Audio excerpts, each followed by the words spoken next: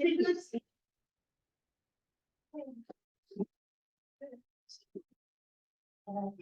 evening, everyone. Welcome to the House Committee meeting of Committee 111. My name is John Green. I'm the chair of the committee. Meeting is called to order at 6:49 p.m. Tonight we are joined by Marlon Pierre, who is a member of the community board of staff. And also I would like to take this moment to I hope everyone had a good holiday season. And also, since this is the last night of Kwanzaa, I think everyone who celebrates Kwanzaa has had a good holiday as well. We're going to conduct an official meeting. We must forget the ground. The first, no one may speak unless there's any reports. You board members, if you have a question about board business or wish to make a motion, please raise your hand and wait to be recognized. For those who are tuning in through Zoom, raise your hand through Zoom by clicking the participant icon, and you'll find the raise hand function there. If you have any technical difficulty, click the chat icon and relay your difficulty to Ms. Pierre. Members should not engage in back and forth conversation. Chair will recognize the next person to speak. The chat should not be used for community board business or questions about agenda topic. All remarks should be made on record. Please keep your questions and comments brief and on topic to the discussion. If you have a question or comment about the subject on the agenda, please raise your hand. We will now take the witness, the testimony. Devin Crenshaw, Present. Angela Donadell, Present. John Green, Here. Emmy Hanson, Joanne Lawson, Present. Sharon Lynch is excused for this meeting, Beverly McFarland, Here. Beverly Pabon, Present. Claudia Perez is excused for this meeting, Cynthia Ramos, Nicholas Reyes, Dawn Sanders, Present. Hilda Vives Vasquez, and Jason Wu. You have a quorum, John. Thanks. The agenda for tonight's meeting was distributed ahead of time by the board office and was posted online. If there is no objection, we will adopt the agenda as stated. Committee members, if you object to adopting the agenda, you may raise your hand to be recognized. So I hear crickets, no one has a problem with it. So seeing no objections, the agenda for tonight's meeting is adopted. There are no minutes to adopt because we haven't had a meeting since October, so we can go straight to the next part of the meeting, which is announcements. Okay. Are there any announcements for that the members of the committee have?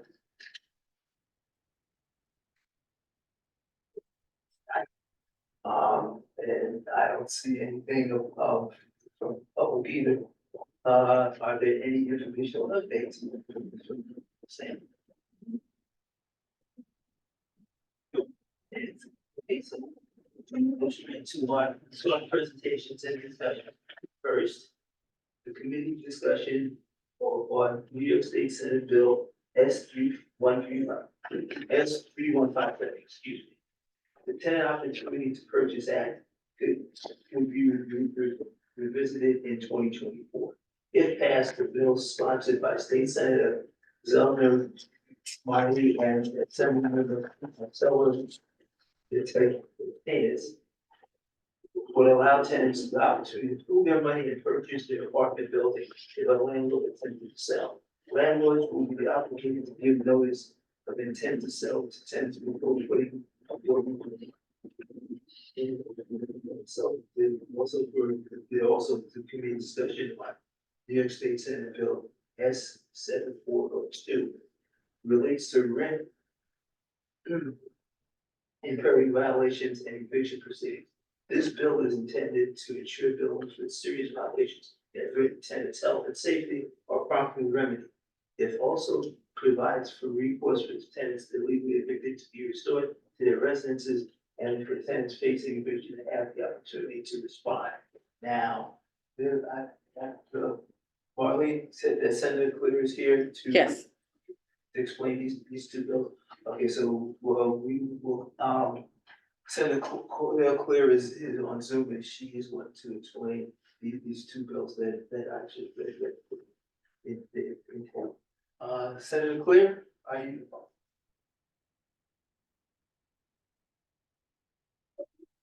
She's on, she probably stepped away because you just weren't ready.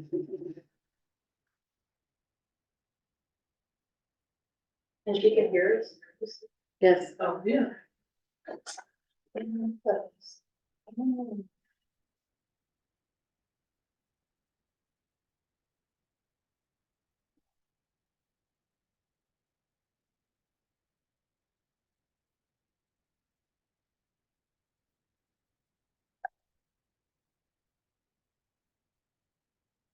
Ms. Smith, if you can hear us, the committee is ready for Senator Clear's report.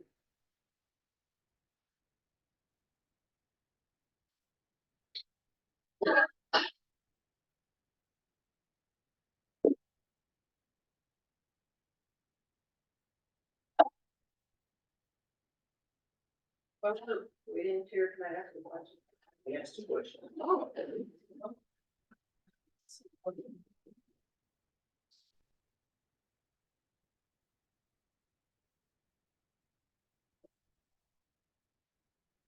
Question was. But she said there was a new building going into Pack. So I wanted to know which building that was. I know that there was a development that in Brooklyn that voted to, No, a couple of weeks ago. no, they voted to go into the trust. Oh, they voted, that's right. It's a trust, that's right. You're absolutely correct. Because the thing is that there was a big, press conference after the election, after the election results were revealed. And they don't really understand the impact. They didn't understand. No, they don't.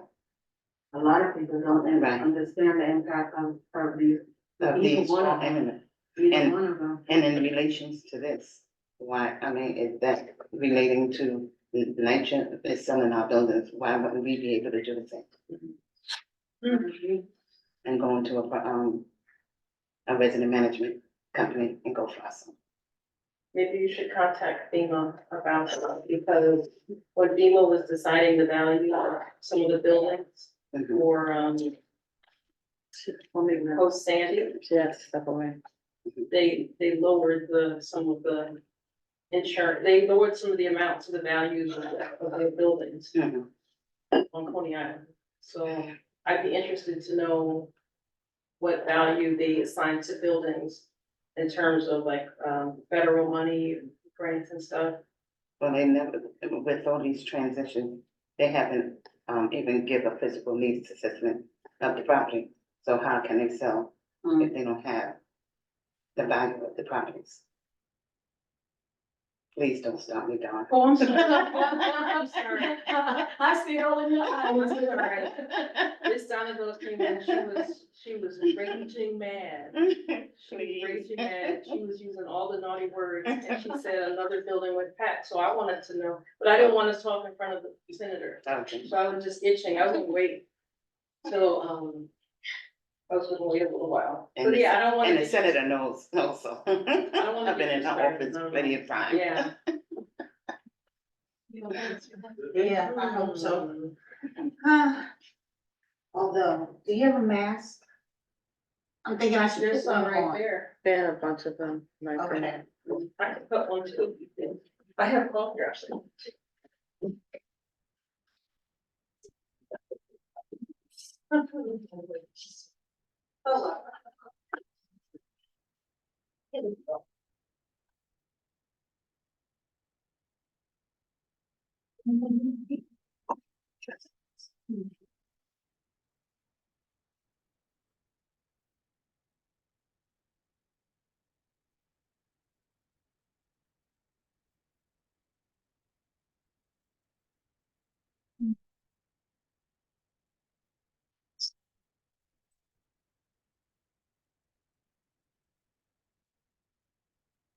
I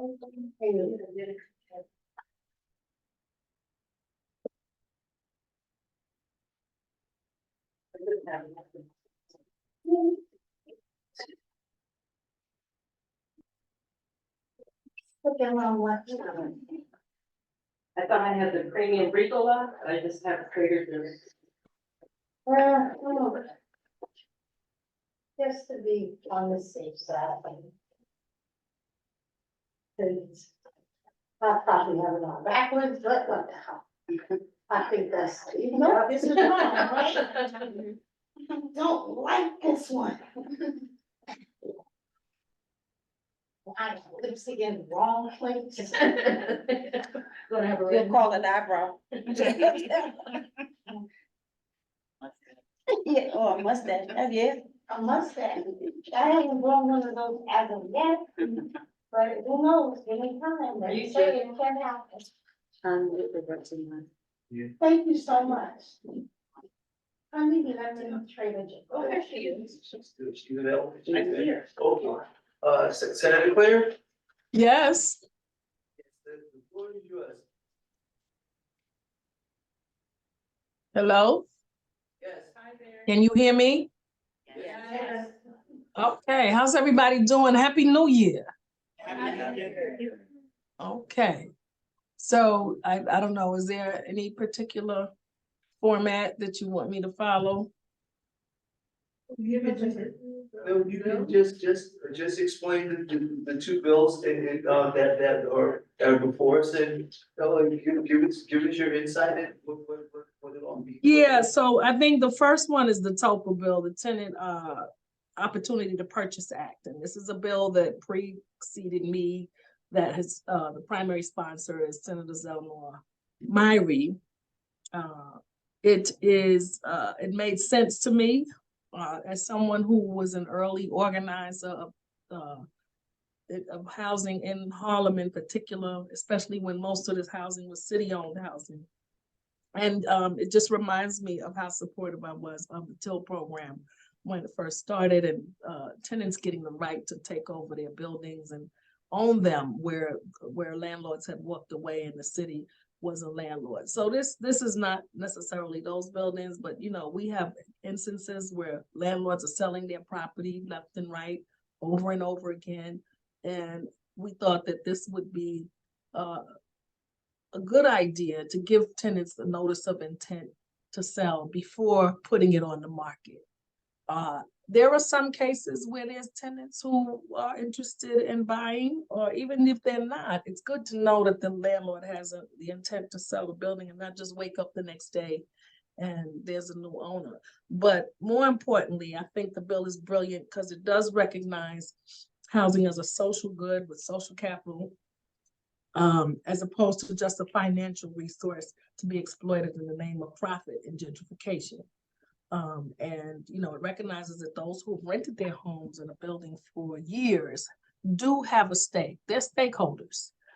They have nurtured, they have cared for this housing for the most part, and they have equity even, and they should have a voice in what happens to the future of their property. So this is basically, you know, the essence of the bill. It'll only apply in certain situations, but it helps us protect those who are vulnerable to displacement. And it does use like a proven community land trust model. It's something that's worth exploring, and especially in an area like ours that has faced rapid, aggressive gentrification, which has become devastating, especially to the Black community, where so many families have been displaced in our community. So though this was not a bill that originated with me, I saw that as the value of supporting it, and I hope that we can get it passed. Are there any questions from the committee? Yes. Before I'm sorry. Now, I hope I can answer all your specific questions, but go ahead. Remember, Happy New Year. Bill, but go ahead. Happy New Year, Senator Clinton. How are you? Yes, Happy New Year. Okay, in relations to NYCHA developments, is this bill for the property, because NYCHA, you know, NYCHA is selling their building via, the trust and Rad and Pac. So wouldn't these kind of opportunities come for, as resident management company for, the tenants of NYCHA project? Now, would this bill, adhere to something like people that lives in NYCHA? Would it apply to NYCHA? I don't Yes. believe that this one applies, but I do support a model that applies to NYCHA housing, because I believe that tenants should have been the first offered to get NYCHA housing, because you all know what's best. You know what's needed. The buildings, the community, what needs to be done. I don't know if this covers, because it would be a different part of the law. It's NYCHA than rent stabilized or other housing, but I think that it's something that we should definitely look at. And I in no way would want to see that public housing excluded from that. Well, then I will be talking to you offline about it. Yeah. Come on, I'm looking forward to it. That's what I was. Yeah. Thank you. Thank you. Any questions? Hi, Senator Pierre, this is Dawn, from back in the day. I hope you're doing well. Okay. I wanted to ask you a question because it seemed like in the 90s, HPD was using third-party transfer to allow the tenants to buy the buildings, and my building was able to buy, we were able to buy our building through UHAB and HPD. Till, well, we went under UHAB as part of the community partnership program, I think it was 1985.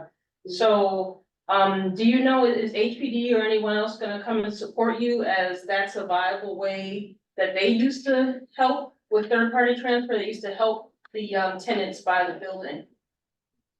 I would love if HPD came and supported. I don't, let me say I don't know, but I'll say what my experience has been with HPD, and I've worked on this kind of thing since the late 70s, right? And I think one of the first programs, if I remember correctly, was like it was called the Urban Homesteading Programs, something like that, right?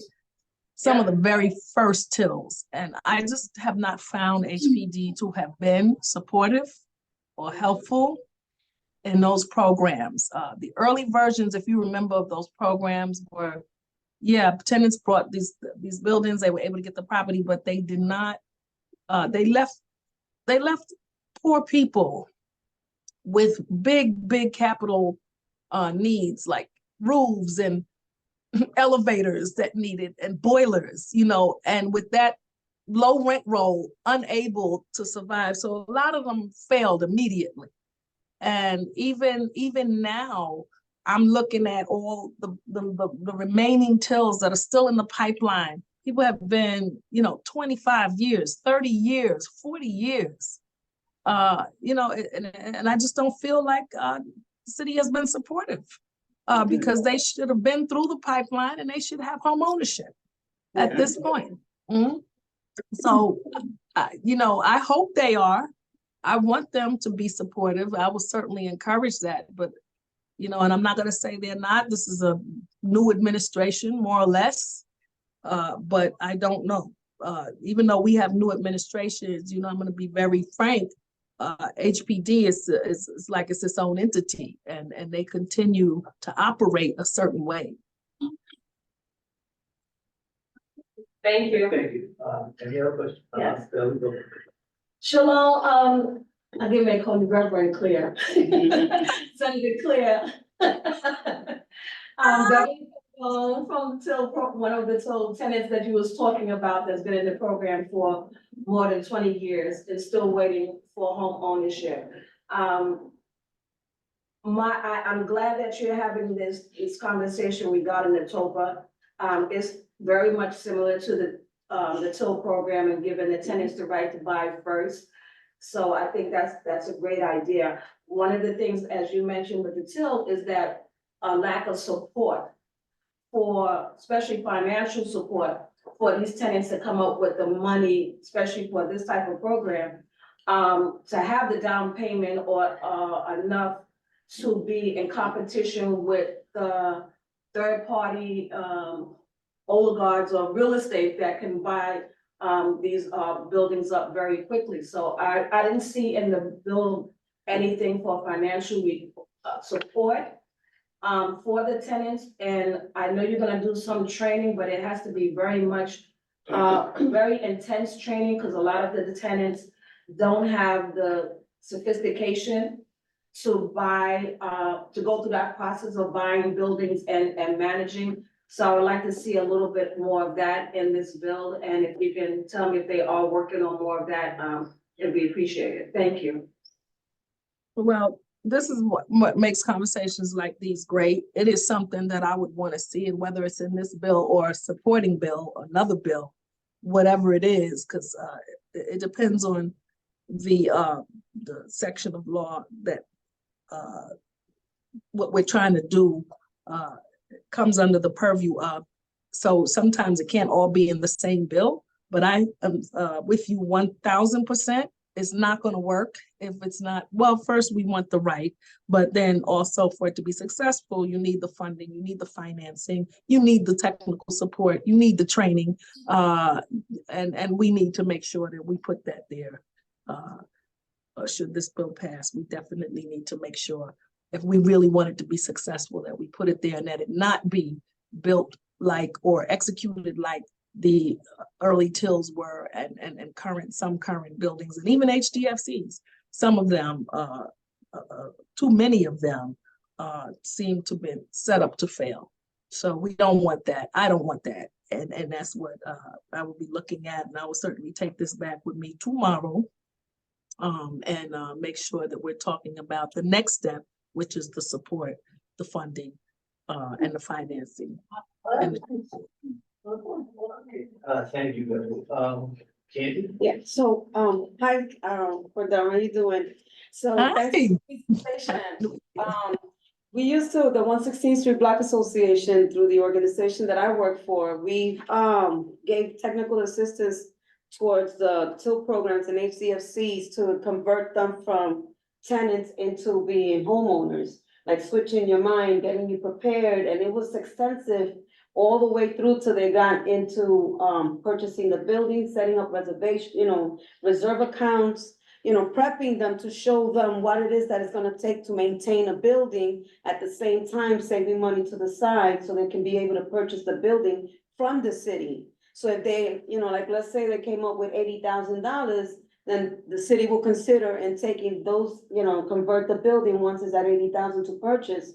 Then they'll get the contractors, everybody starts to work together on how they would like to have the building set up and all, but in the same time, it's a different process, but you have, once you're giving them technical assistance, it can be a program that can work. Yeah. When the administration of the Bloomberg took us out because it was just the Black Association and goals. We were the only ones that were giving these technical assistance programs, but it was very successful because we still have where City Fresh is at. They were converted, we helped them convert. You still have some around here, some HDFCs that they still ask to have someone to give them assistance with, making sure that they're still doing their governance body, making sure that there's elections going on, because when you leave it all to the president to do everything, this is how the building really falls apart. Yeah. You gotta show them, all these technical things that what it is to run a home.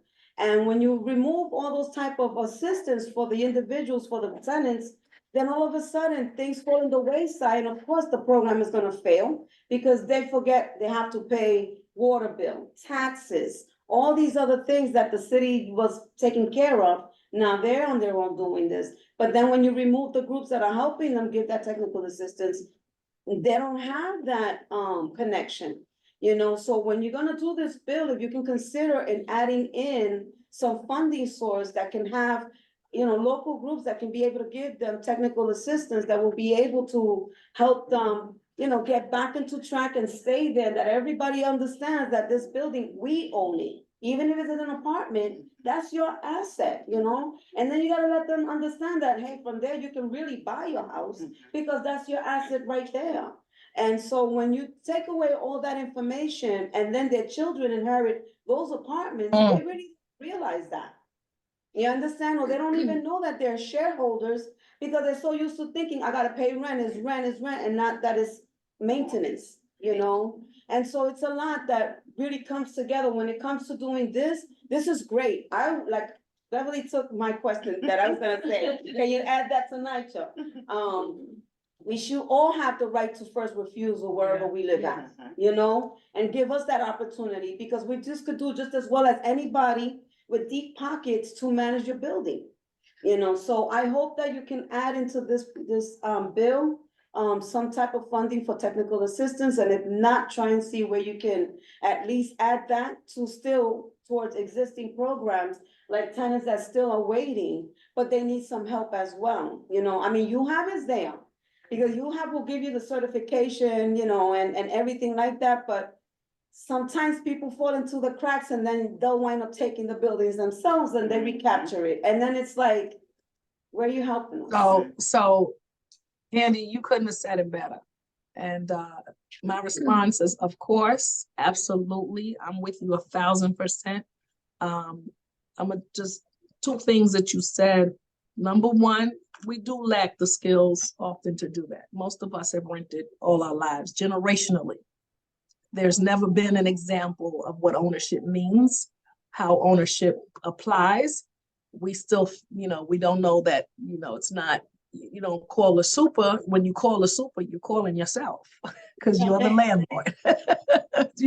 When I'm gonna call a landlord, okay, well, you're calling yourself.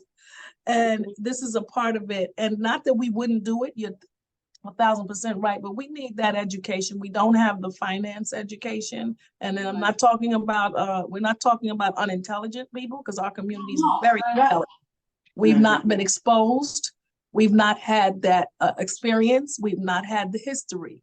And so we're doing a lot of things at one time, right? This is part of even what we're talking about on another level. This is related to even reparations and us passing something, the form of reparations commission. This is what we were denied. We were denied the ability and the opportunity and the experience and the exposure to these kinds of things. And now, yes, it does require a massive education. And then the second part of what you mentioned is about who's giving that education. There are some people, and I'm not calling any names, but there are people who have kept these situations going because it has allowed them to then take advantage of the situation. And you find that these buildings are now people who came once as community organizers and support are now landlords, right? Okay. I was there in the beginning. I saw this happen. So now I'm not saying everybody's bad or that those people are necessary, but there has been, to me, a very slow road to ownership for some of these properties, and some of the people involved, I think, could have done a better job in a shorter period of time. So we have to make sure that the right people are educating. The right people are giving this technical support. Groups like yours, who I know your history, I know what you've done, who are out there. You're not looking to be landlords and become rich and become profitable. You're really looking to empower and build the community. And that's what we need. People who are wanting to come out here and support people who have suffered for a very long time and who want to and should become owners of their homes. And we have to bring in other things like teaching our children finances. We have to teach it at a young age. We have to begin that kind of education so that you can have generational wealth and it can be passed on to the next generation. Thank you. Okay. Thank you very much. Dawn, you said you had another question? Yeah, I just wanted that, what Senator said was better than what I'm gonna say, but I just want to echo what Candy is saying, is that we know how to make this work from Right. 1970 to 1985. We just We need know the how- money. Yeah, That's. Give us the money to run the program and we're good to go. That's it. that's all I was gonna But, add. and another thing is that HPD, and they're, and, you know, to give them credit as well, they were giving classes every Tuesdays where you can go and this way you can get certified as well. But it was to show you how to maintain your home, how to do repairs, you know, whoever wanted to be a super, they will give them the classes for that, to learn about the boilers and everything. This is, you know, the whole transition, it was for anyone to take the opportunity, the advantage. And I hope That's- that HPD can be able to come back and do that, and you get certified as well. So everyone that's running up, that's gonna be part of the TIL program, had to take those classes along with the finances, you know, so that's, it's very important, we need those things. I We need them. agree. I totally agree, but you don't give me classes on the one hand. No, And don't give me And reasons. don't. no resources, because. And don't give me resources, and then on top of that, come on, don't get me started. And then you missing documents that I've given you, and you can't find my paperwork, and you're making me, come on, stop. We know the game, there's another game being played. But this is why we need to educate ourselves and educate our own, so that everyone can then pass that same forward, you know? Candy, when we first started this, because I want you to really get what I'm saying. When I first began organizing, the city was the biggest landlord in Harlem. Yeah. There was a lot of abandonment, right? People started doing the work. We got good people in this community. I can't tell you all the tenant leaders and block leaders and others who did this. And we became victims of our own success. We did such a good job that people began lusting and greed took over. And other people moved in and looked at us like we didn't even belong here. That exists. That exists. Yeah, but to this day too, we still. And it's not till this day, even worse today, even worse. So then it became, let's find reasons for people to fail, okay? And that happened. We know that happened. I'm not gonna play games with myself or you. But so the education that we need now is to understand what took place. There are great people in this community. I saw them. I watched them. They built this community. You look at Harlem and look at a community like the South Bronx. If you remember in the 70s, what happened? The South Bronx burned. Down. And they knocked blocks and blocks and blocks of buildings down. Harlem preserved its buildings. They were still standing. They are still standing to this day. Even though we had all that abandonment, we kept the beautiful architecture, the beautiful buildings, and there are people who come from all over the world and they want to be here. Okay, so there's a lot of, at once this became such a, it's such a sought after product that, and then of course you had the market downtown that started driving so many people uptown, and gentrification became very aggressive. So there was more, to me, they found more reasons for these programs to fail than they did to succeed. So the intent and the heart has to be there. The right heart has to be there. And the right people have to be doing the work with the right mission and the right goals. Thank you for letting me tell you that. Thank you. And we appreciate you. Just like Fred said, it's thinking you're. It's okay, you have one hand raised in the public, but I think that's what your hand's up. Yes. You want to recognize that, Jen? I agree with what you said regarding with well, for me, going through the TIL program and still waiting. I got the certifications to be a super. I am a certified super trained by HPD, financial reporting trained by HPD.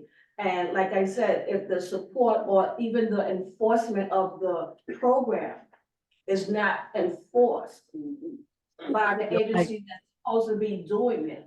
Yep. We find a way, and they're the main people who we came in partnership with to make this stuff happen. So that's what's happening with us in the TIL program, and I don't wanna see that happen with here. You have to have it where you won't be able to, you like need a second person to watch that agency. You need an ombudsman. Yes. Yes. Yes, you need an ombudsman, you need a monitoring party.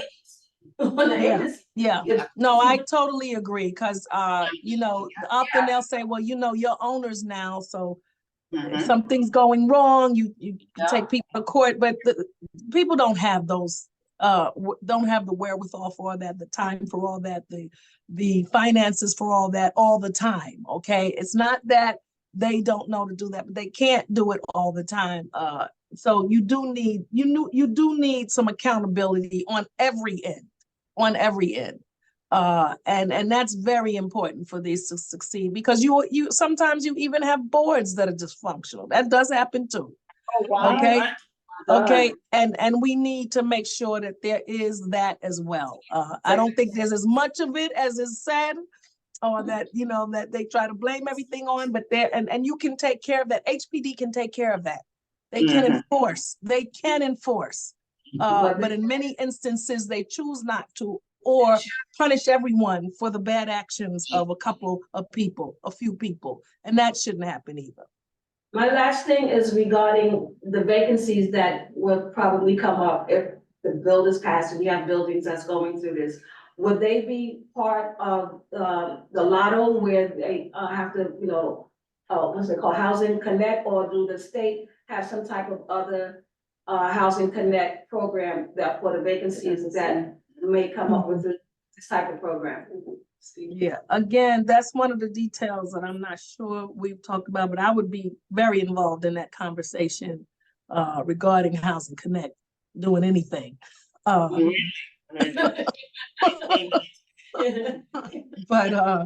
you know, but that's something to that in terms of the vacancies, I don't know how that would work.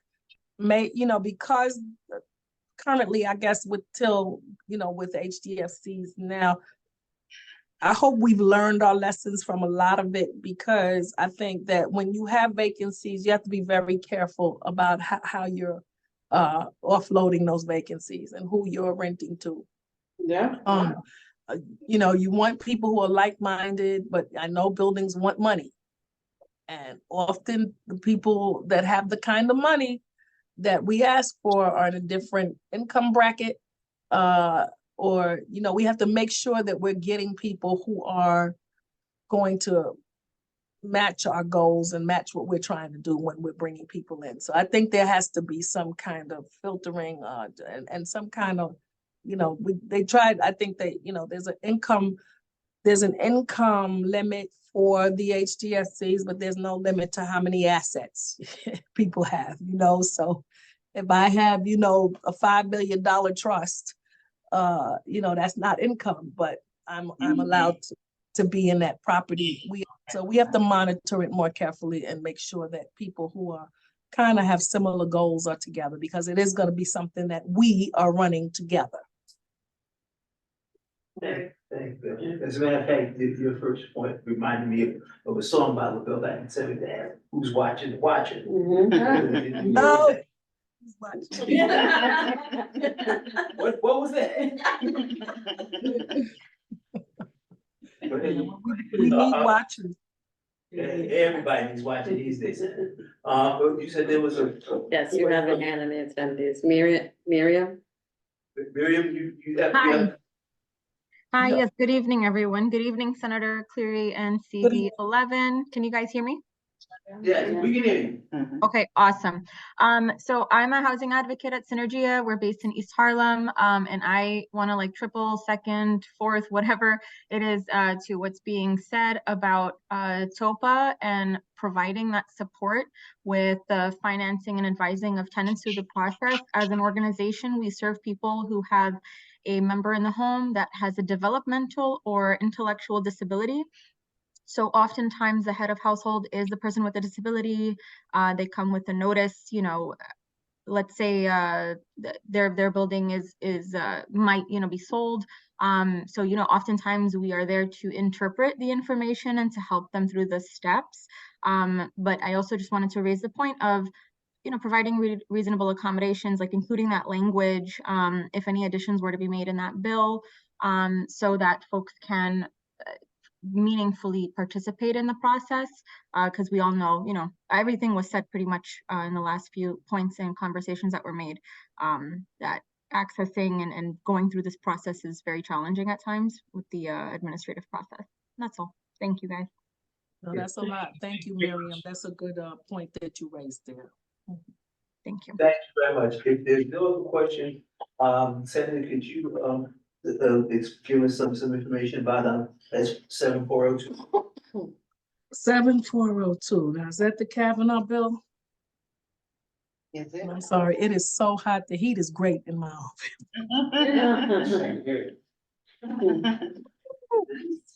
Yes, it is. I can. Yeah, there's, Mm.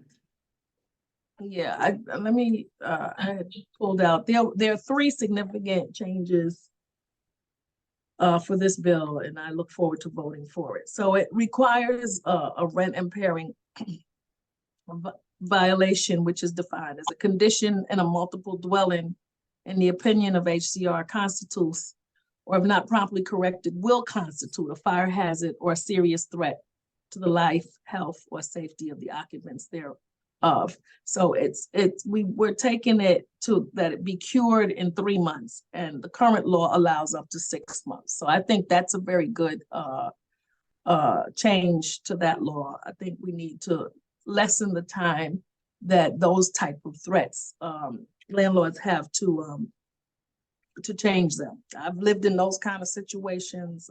Some of you that know, I was the chair of the New York City Coalition of Inlet Poisoning for many years, decades. And so many people were living with this threat in their homes. You know, the longer you're living in that situation, it has a detrimental effect, particularly on children. So I think this is a good bill because of that, shortening that length of time. If there's any kind of an electrical danger, I've seen electrical fires, I've seen people harmed, loss of possession, loss of life, loss of, you know, becoming disabled, horribly scarred. These things need to be fixed quickly, and they don't need to be sitting around for 6 months. So that's one thing that it addresses. The other thing is it grants the right, tenants the right to bring a court proceeding to get the restoration of possession of their units. And that is an important step toward dealing with illegal evictions, you know, and in some parts of the state, it's worse than others, and returning tenants to their homes. Because what can happen, you know, you can get put out of your home, and then it's very difficult to get back in. You don't, and of course, if they rent it out, you're not able to get back in. So this provides a right to get a court proceeding that can get you back into your home no matter what. And the third section that I really like is that it would ensure tenants to have adequate opportunity to respond before a judge issues an eviction warrant based upon an accusation of non-payment of rent. I've seen a lot of, I just worked on a case this morning where, you know, the landlord was playing games with the numbers and how much people owed. And, you know, you could get bogged down with all that paper and go to court, and it can look like you owe this money, and you need to establish that you may not owe that amount of money, and or you may just need a little time to get some more money. So this helps with those situations as well. We're trying to keep people in their homes. There's nowhere for anybody to go. No, you want to evict a whole bunch of people, and where are they going? So we have to really look at more ways to help keep tenants in their homes rather than putting them out. And that means helping landlords get their money too when they're owed. So nobody's trying to say, you know, we just spent, we're the first legislative body. In last year's budget, we gave $500 million for ERAP for public housing. We gave money again this year for ERAP. We need to give some more because we have to make sure that NYCHA gets paid their rent. They're not going to be able to function if they can't pay their rent. The first group of people, if they don't have the rent money coming in, And I think it's terrible that the first group of people that the state and city looked at were people who were not in NYCHA. I think that everyone should have been looked at the same time. And if we needed to prioritize, we needed to make sure that NYCHA tenants were protected. Well, I don't know who got it released. Did Thank you you, know any of the tenants? Cause No, I got some that's that's what still I said, waiting. I got so many. NYCHA got their money, but. The tenants are waiting, yes, Yeah. sorry. Oh, you know, that's a work in progress, but we got to keep on working with that. But we did, all the legislators, everyone worked on this to make this happen and make sure. I think we did 340 million this time, and we're going to try to do more so that we can. We're going to try to do more so that we can make sure, because NYCHA needs the rent money. They need the money to do the repairs. You know, I'm not a fan of these models that I think lead to privatization. Yeah. I want to see NYCHA made whole and have what they need to, and I want to see the conditions improve. So, you know, you start with the basic. If they're already drowning, you don't not give them the rent money. So I'm glad that we were able to do that, and we're going to look at, because across the state it looks a little different. So there's even certain kind of Section 8 housings that need that ARAP as well. So we're going to continue to work on that and make sure that everybody gets what they need. Yeah, that is true. You don't forewarn the drowning man. Any questions from the committee? Okay. Yes, again, in regards to this bill, most of the time, these are bills towards private home ownership. What in this bill would help when the building is owned by a city agency? Yeah, or How's the- like NYCHA, right? Or HPD. HPD is very much part of that, problem of not, doing the work for the buildings that they own. Big time, I'm. I know. And most of them come under some sort of HCR funding though, even though they're HPD. So they would be regulated by these rules as well. Where I'm concerned might be, or where we would be concerned would be with NYCHA housing, which, you know, they have a different housing court, they have different rules. But most of the housing, even when it's HPD, comes under HCR. Any other questions? Any questions about the public comment? No. So clear. Thank you so much for your information that you provided with us this evening. For sure. And I have some bills that, you know, I'd like to continue to work with you and others, like for example, there are, like, you know, some of you around, you know, in West Harlem, there was a large Columbia expansion. And this is just an example of what can happen. The similar thing happened many places, and it happens on a smaller or larger scale, like Penn Station, when they did the whole Penn Station. Rent stabilized housing gets destroyed for the purposes of this, whatever it is they feel they need to do. Sometimes I agree with it, sometimes I don't. But what I feel is that when these things are, when we destroy rent stabilized housing because of eminent domain, which a lot of the time is what they use, I feel that in that plan, there should be a plan to build those number of units rent stabilized back wherever it is. So I have a bill that's asking for the replacement of certain kind of rent stabilized housing accommodations, because it's no point in us breaking our heads and breaking the bank trying to create 200 units of new affordable housing, and we've just destroyed 2,000. Put it on fire, like back in the days. Yeah. Right. You know? So- That's what they're reverting to, like Right. the 70s. Right, that part too, and it also includes, the bill covers, you know, natural disaster, fire, act of God, but definitely eminent domain needs to be put in there, because we have lost hundreds, thousands of units of housing to these projects that are for the greater good of everyone. And when without this mistake. So that's a bill that I have. That's my bill. I also have another bill that relates to expanding the eligibility requirements for rent increase exemptions for persons with disabilities. You know, we want to include children who qualify as a person with disability. So whereas the tenant, the head of household or the primary tenant being the parent may not, but we have parents with children that have disabilities, and we should consider that as well. I'm also, you know, I chair the aging committee, so I have legislation that wants to, we want to establish a senior housing task force. Seniors are our fastest growing population. We have to look at how we're going to house our seniors. Your income doesn't go up as you get older. It goes down. So that's a bill of mine that I plan on working really hard on this year. I have a whole bunch. Those are just some of them, and I'm gonna really want your support on those things. Also, you know, there's some things with Section 8 housing that I want to see. You know, I want the move out inspections. When people move out, these units should be inspected across the state.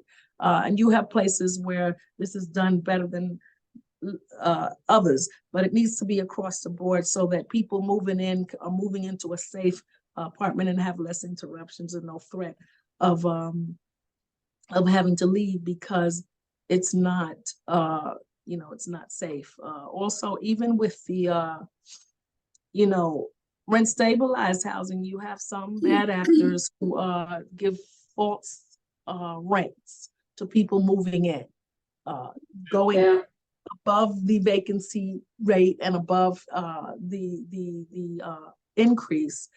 So you know, I have a bill that's asking for a 4-year look back, and so that we can see, you know, where the fraud is taking place, but more importantly, what the correct rent is going to be. I also have a bill that says that people moving into a rent stabilized apartment or a prospective tenant can get a rent history. Because you wouldn't know that if you're moving into the property, you don't know what the rent is supposed to be. You just know what you're being told. And people give what, you know, they get as much as they can get. And you don't know about this. So even moving in, someone should know the rental history on an apartment if it's rent stabilized. So I have a law that's asking us to do that as well. And I'm not going to keep y'all here all night because I got to get ready for tomorrow, but these are some of them. But we can continue the conversation because there's, if you have ideas, feel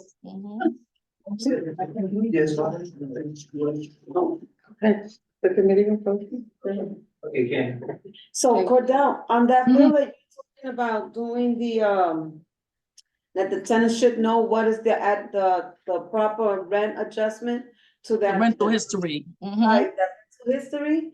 I have a couple of clients that we've been helping out lately, that they've been savvy enough to, you know, and we also gotta let them know, do you know that you can go, especially the ones that have gone deregulated.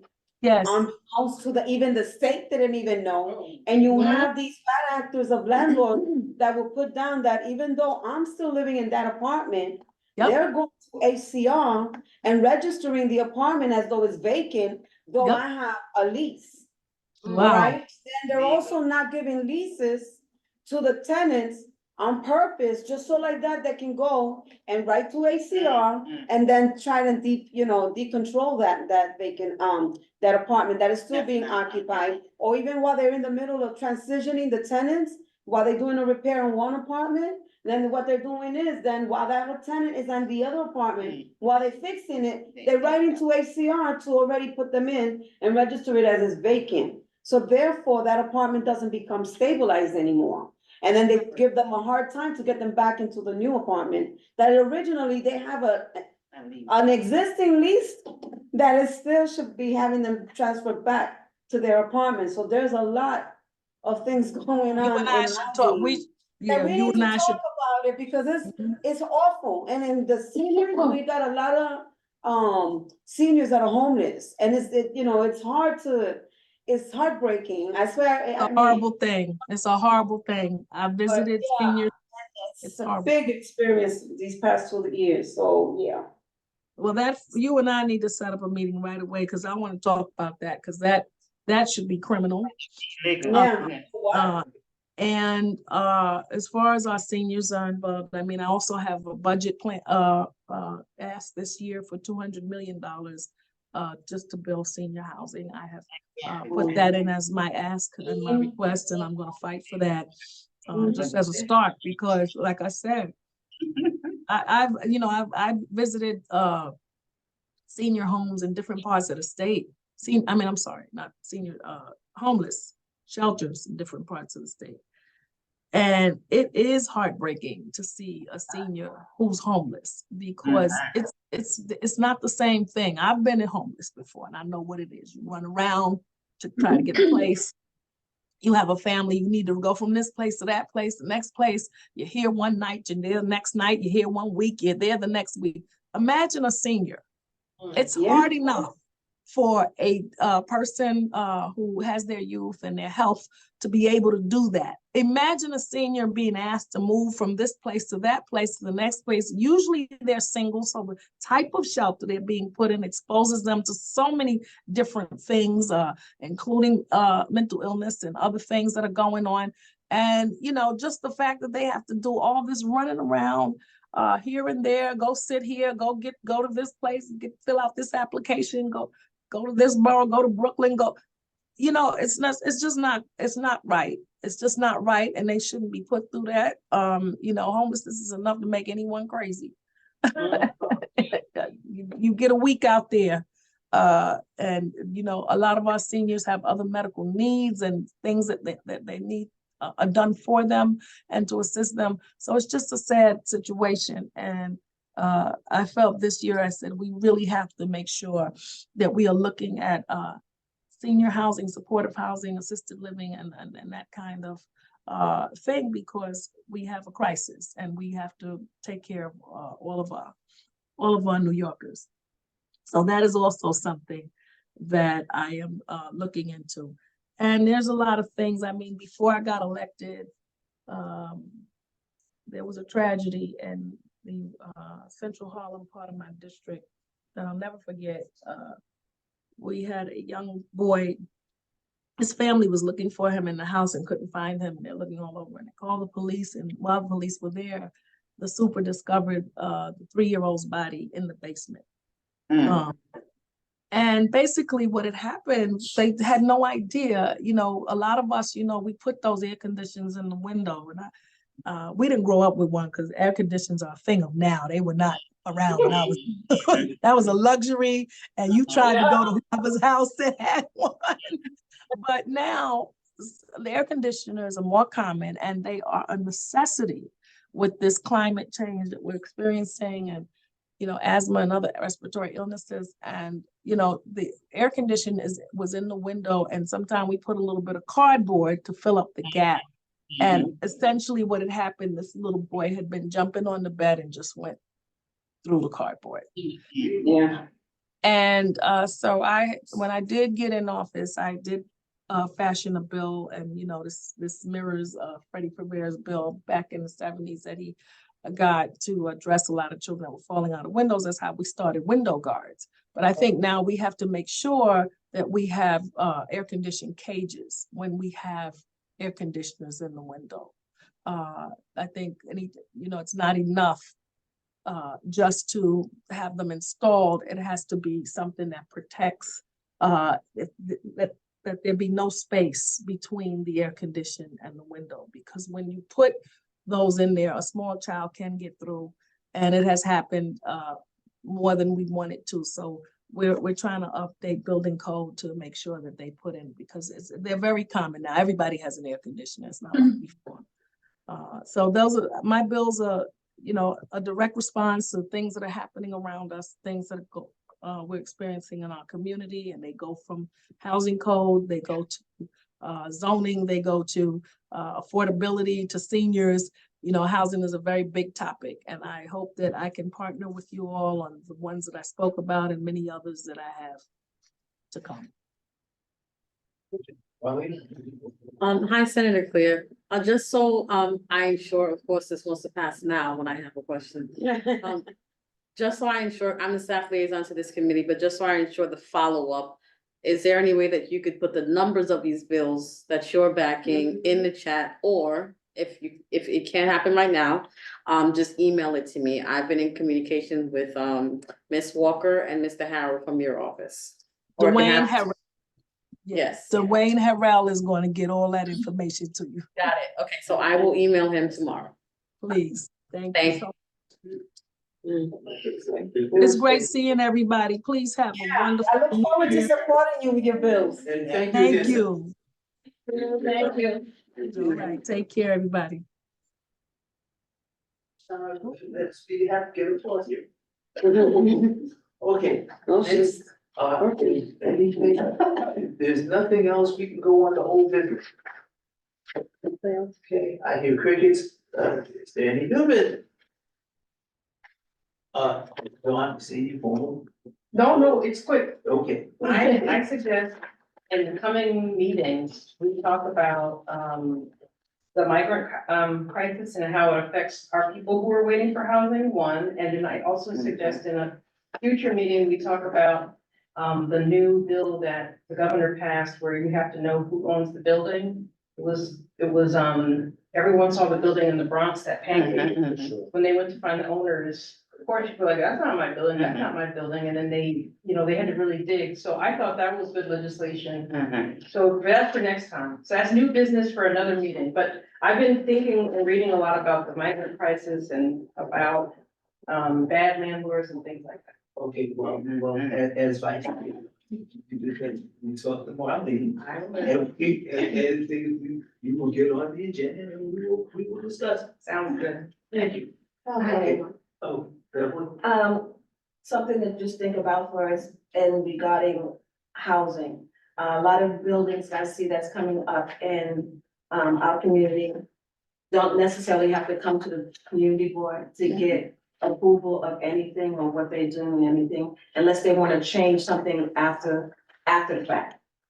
So, I want to know if there's any way we can find out as of right buildings that's coming up in the community to see how they're being built and what they're doing for their buildings. So if they want to change any laws, or get some type of, changes in the zoning, that we at least have a heads up before it happens. No, they have to come before the land use committee to do that. Not all of them. Well, it depends, if that's Right. if it's their property, then Right. and it is an act of right, and it's gonna give you, let's say, an R7, and they're gonna do exactly what it is, okay, then they don't have to come to us. But I know that they're using stable city funds after the fact, is Mhm. where I have a problem. Right, Okay, exactly. because then they're not coming before us to Right. even say, we're gonna get, and we used to get this Mhm. problem all the time.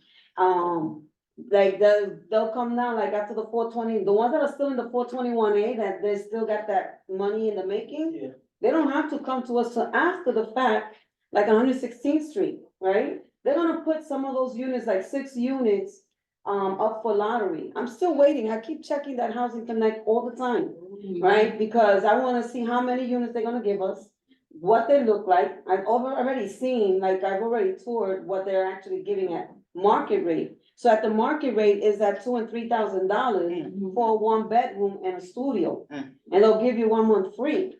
So what, I've sent people over because I've tried to reach out to see, there's people that don't really qualify for certain apartments. But then the ones that want it like right now today, then you gotta go through some other measure where it doesn't require the lottery. And so, trying to see how I can help facilitate some of my clients. It turns out the guy was like, well, if they wanna see the apartment, then let them write to me. I'll give them I'm not trying to be the real estate. I just wanna make sure that you're not gonna bamboozle anybody, that we're from here, we wanna still continue to stay living here. Affordable is who could afford wherever they wanna live at, because that's really the word. Unless you say low income, or you specify, that's how you know what kind of apartment it is. But when it says affordable housing, you already know. Affordable to whom? Okay, and so now some of the people, their apartments is, like 400 square feet, 500 for 1 bedroom or 2 bedroom, that's not enough. but they're charging $2,000 and $3,000. Some of them are giving you, 1 month free Right. and, 12 month, Right. lease. Cause we have two projects that's being built on 109th and 110th Street and Third Avenue, both on the corners. Yeah. So I'm kind of concerned, like, I know they haven't come to land use, but I'm on land use yet, so I know, we talked about at land use about as of right, and which if the owner's the owner of the as of right, you can build it based on what the zoning is for that lot and stuff like that, I gotta understand, but I don't want a situation to come that after they build it, there's something in there that they wanna change on the zoning after the fact, and coming just to us specifically for that, cause they know they can probably get it now. Yeah. You know, because we had the situation with Third Avenue and 100, the science building that's right there on 120th Street. The Proton? Yeah, no, the new one that they built as of right next to the church, Ellendorf, Mm-hmm. on Third Avenue. So it was it was some type of zoning regarding their loading dock that they wanted to change. Mm-hmm. But they had already built the building, and then they came later to ask for it, Right. you know, so I just don't want that to Yeah, happen. but I'm sure that the city was the one that told them, excuse me, but you gotta go back to the planning board and get support from them in order to get that Right. done. Right, You know, because if they would have done that from the beginning, that they started doing their whole, development plan, they would have still had to come and face us here, yeah. whether we would have support that or not. Yeah, You know, but my thing is that I would like to see that once these developments come out of the lottery phase, it takes about a month before, like, let's say, Sendero Verde, they already leased up the whole unit.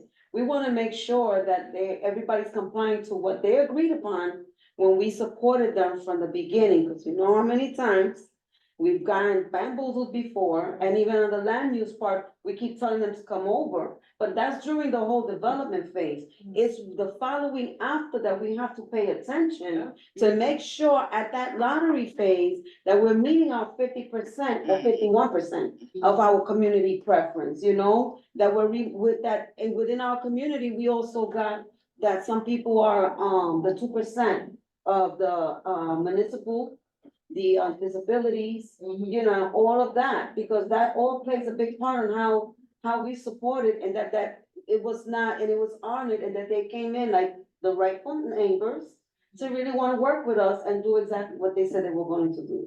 But the only way we're gonna know that is what we do the follow-up here at this committee level, once the lottery phase is done. Or even during that lottery phase, you know, explain to us how many units you're gonna set aside for us. Even though they say at the community board level, I mean, at the land use part, what's gonna be, you know, all the units that they're gonna divide. right. They could say there's one that's gonna be for $700. Guess what? One unit, and how many people applying for that? So you gotta watch all of those, what it is that they're distributing, you know, but then once that lottery phase is done, it takes about, let's say today's the last day for one of the applications, like 3 weeks later, no, 3 weeks later, because they have to wait till that last postmark comes in the mail, Right, right? That is, today's the last day, has to have today's postmark. After that, then they'll wait like about a week. And then whoever's the marketing agent is gonna pick it up, and then with HPD, because HPD is the one that oversees everything.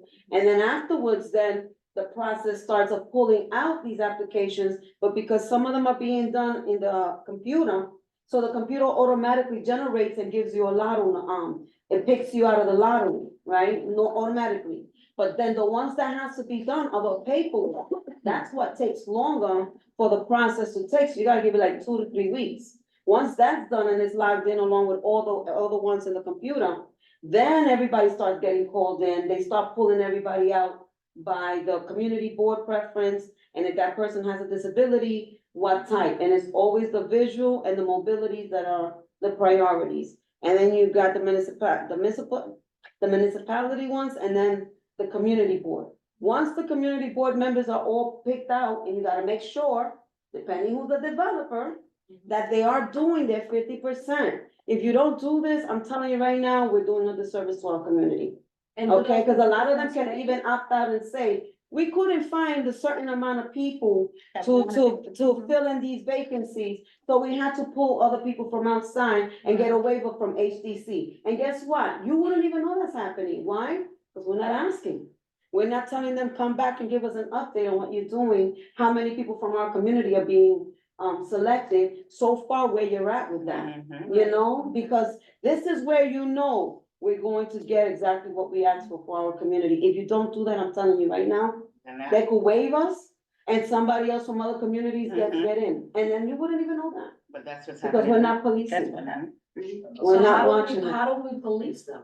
We're not, well, What- it's actually calling them back in and telling them we need an update. Right now, you're in the lottery phase. Mhm. Where you at right now? How many Okay. people you, like, let's say even the large units, we've even witnessed, we used to go and witness before, the lottery phase. When I did Cologne Plaza, Mhm. I invited the community board to be part of the witness, to see how that process goes and to make sure that you see it was done on a fair, you know, it was fair marketing. You know, it wasn't like, oh, I'm gonna pick the blue one Mhm. first over the white one, Mhm. cause everybody color codes. Right. There's this different things that do happen, okay? So you need to be there to make sure that everybody, it gets their fair share, you know? Okay, well, here's the thing. I don't mean to take up the whole No, time, but no, I'm just giving you the concept of how that works. Don't worry about that. The thing is that, with this, I'm gonna ask Marlene a question. The thing is that on that issue, is there any way that you could help her getting information or try to address it, as far as, putting that as a topic, during the meeting? Of course, so, Candy just referenced that over there, they just put the Right. lottery out for the second building. Right. So, and unfortunately, your meeting was canceled, so they went to executive.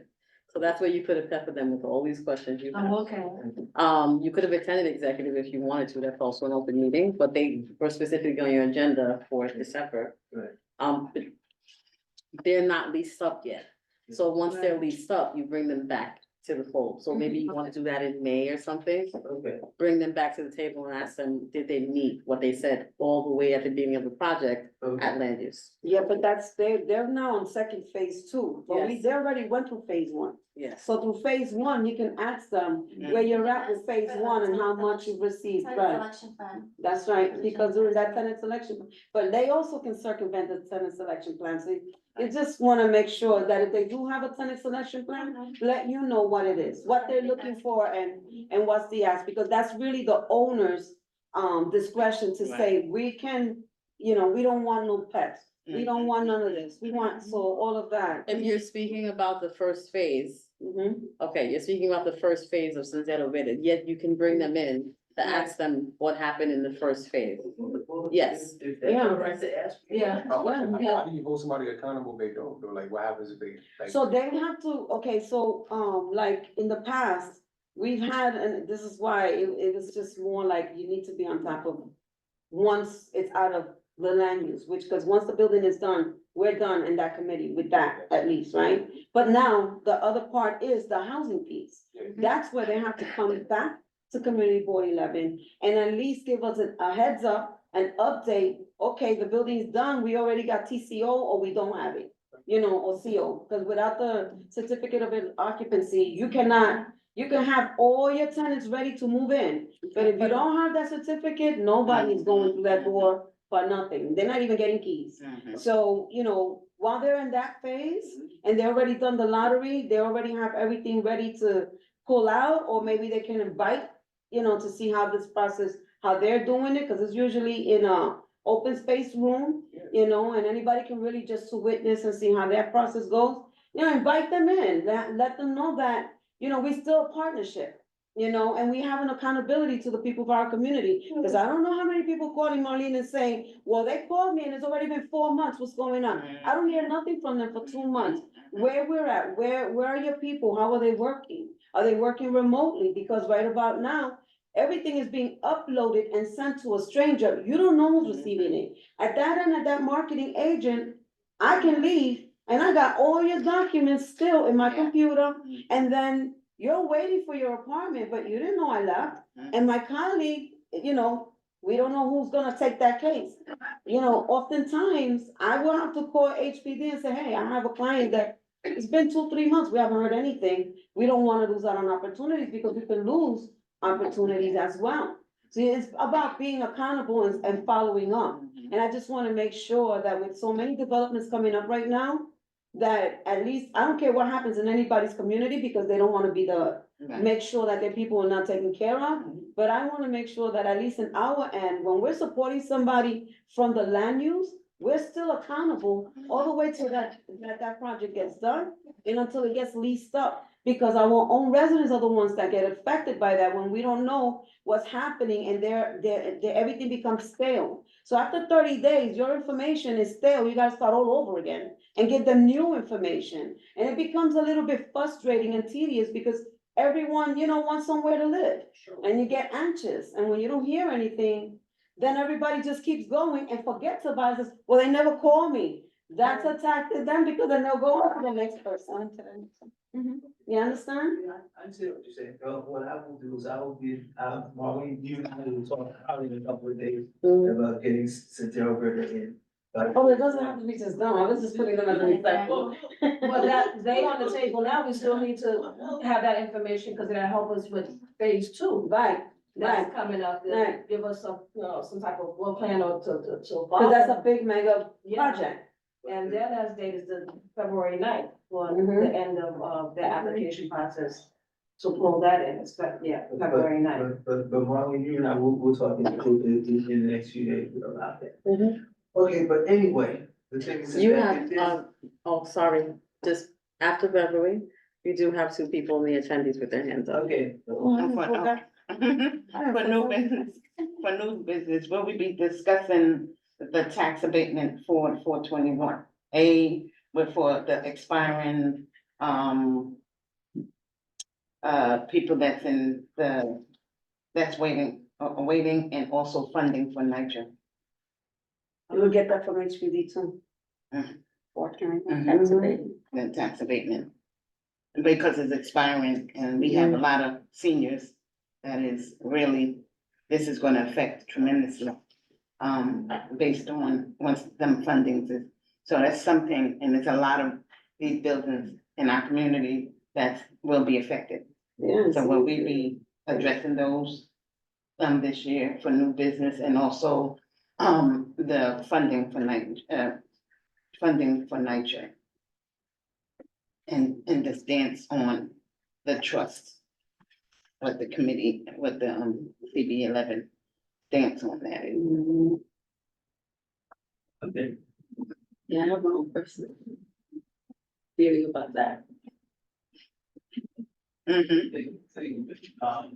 So are you still going to, from that meeting that we were at, are they gonna do the presentation for the Red Pack here? Because Xavier suggested that it be done here. Oh, Marquise. Whoever's gonna do it. Oh, I think, I don't know when someone's supposed to follow up, that have the presentation, cause I can easily get someone. He did do it here before, so. Oh, Marquise Jenkins, okay, When? Last year. No, there's a new one yeah, there's a new because There's a new trust. one. There's because of the trust. preservation trust. Right, Okay, is he still having his Sunday meeting? yes, every Yes. Sunday, yes. Alright. Mhm. So we're asking him to come back. Yeah, cause Xavier came to that meeting Right, and he and he didn't, requested. yes, he did. Mhm. That it come to the housing committee Mhm. Him doing the presentation. for them to do the presentation for you guys, for us. Mhm. All right, so I'll find out about that as well. Okay, you said there was someone. He said 2 hands. Tamika Map and then Miriam. Ms. Madden, you have the floor. Thank you so much, Chair, for recognizing me.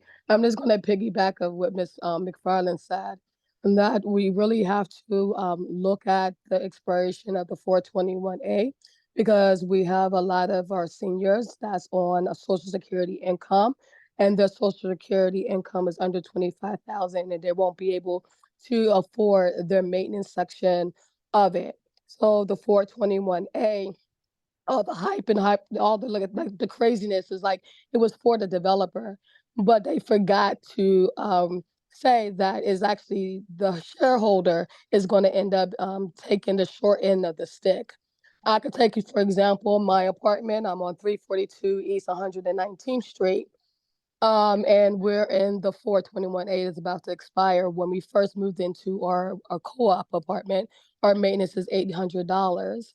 As of right now, since our 421A expiring, it's at $1,400. You know, I'm 48 years old, but just imagine the heartache and the heartbreak of someone that's 65, 75 years old, that the state said that they can have affordable home ownership, and this is supposed to be their last stop before they pass away. So I just really want the housing committee to really take a deep dive and making sure that we can protect our home ownerships. And that's inside the co-op and condo model, as well as our homeowners. Thank you. Thank you, Ms. Van. Now, Okay. you said there's a. Miriam, So you're meeting with, because I'm thinking, yes. Hi, Mary? Hi, good evening. I wanted to just talk about or just bring to your attention, the committee's attention, that some folks that some developments that we've seen on Housing Connect, you know, we advocate for tenants, we help with technical assistance with applications. We've seen we see the same advertisements or advertisement be listed on HDC's website as a re-rental, and the AMIs for eligible units are at 140 AMI, extremely high. So I just wanted to note that, like, when we first see the development listed on Housing Connect, it seems to have more of a diverse range of AMIs where households can be income eligible, but then there reaches a point where we do end up seeing it in the long run on HDC's website listed as a re-rental, but it's completely out of scope in terms of income ranges. That's the game you playing. Okay, thank you very much. The game they That's the playing. question I wanted to ask Sandy about that.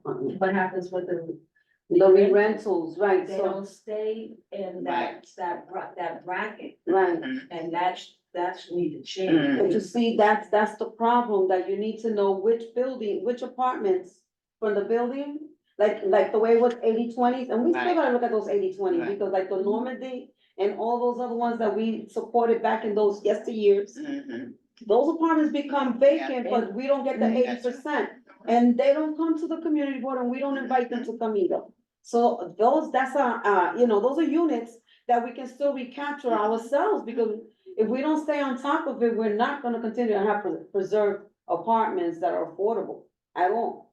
But when it comes to the re-rentals, some of them, you have to see which ones has, what programs are being paid for. So let's say, the state will pay, for 15 units set aside for you know, those are units that are being set aside. If those units become available, they'll put them at that price that is supposed to be that AMI.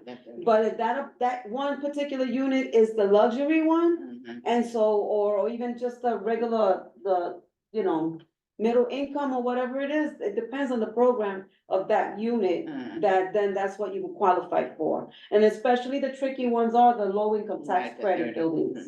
It's a lot of strings attached with that, and regulations. And it just doesn't seem like the these developers and landlords are respecting that they should be coming through the community But board. that's why we have to be the one Right. to do that. Right. It has to be us, you know, cause you're in our house. Correct. And it's like when you're having a guest over, Right. you're gonna invite them in and, Right. you You're know. gonna let them do what they wanna do. Right, sure, thank you for that. Okay, anyone else? For the buildings you're talking about, who does the compliance for the buildings? Okay, so with the building compliance, the regulation, the regulatory agreements and all those agreements, it all depends on who you're getting your funders. So most of the time, if you're getting money from HPD is gonna be giving you a regulatory agreement and a certain agreement. HCR, if you're getting money from the state, they have their own regulatory agreements and compliances. But one thing is that everybody does have in common, and that they have in common is that, the housing standard quality, is all across the whole border. Everybody has to have, an apartment that it's in good standings living. Yeah, but, Go ahead. not to interrupt you, but with the Section 8 HPD apartments, what's happening is the HPD is waiving that, inspection. Mm. And a lot of these apartment is being, like even in NYCHA, when they transition, it has to be, in order to get NYCHA to get those vouchers, they have to deem them uninhabitable, uninhabitable. Right. And in order to get those vouchers. But HPD is waiving the inspection. So, That inspection was being waived during the time of the COVID because no one was allowed to go into other but people's this is what I'm apartments. saying, But they still doing inspections, cause I tell you, if then I don't know, then I'm, but some. then I gotta say we're being targeted, but just the same, Mhm. we do get checked, they do come out. And they'll let you know when the inspection's gonna happen, Some and are if you being pass or waived. you didn't, if you didn't even have, not even, a fire alarm, you get cited for that, HPD comes out, they send the enforcers, they really come out there because you see them with their coats on and all.